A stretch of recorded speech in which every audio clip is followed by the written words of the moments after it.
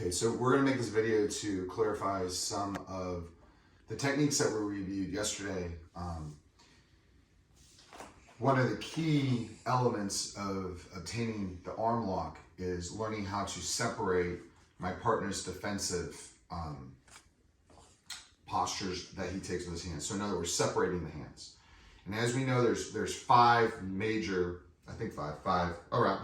There's more than five, but the five that we need to know is the 10 finger, the palm to palm, the wrist to wrist, the closed figure four, and then the open figure four.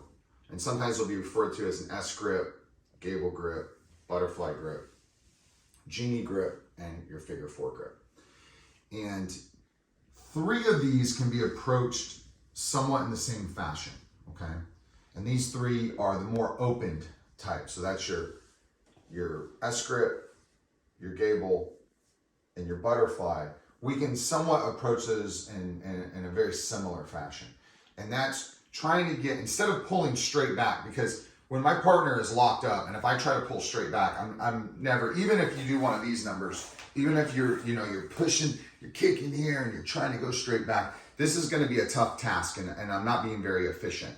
So what I prefer to do, and what we were trying to show yesterday, and I just want to slow it down for everybody, is that from our winning position here, where I'm elbow to elbow deep, hand on the thigh, hand on the mat, that now I'm going to go ahead and switch underneath, and I'm going to take this elbow, my opponent's elbow, to my hip.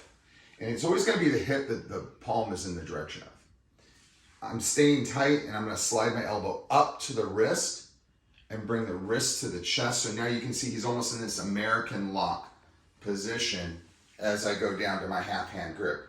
Right arm, right hip, right shoulder. So one more time.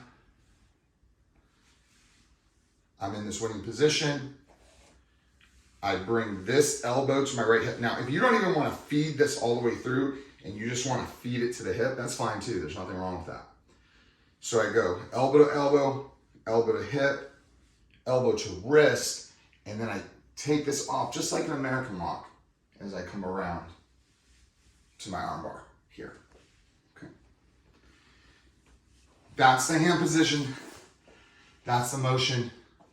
That's the system. We'll do additional little reinforcements what you can do that we're not showing now, and we'll also address the genie grip and the figure four in a whole different video.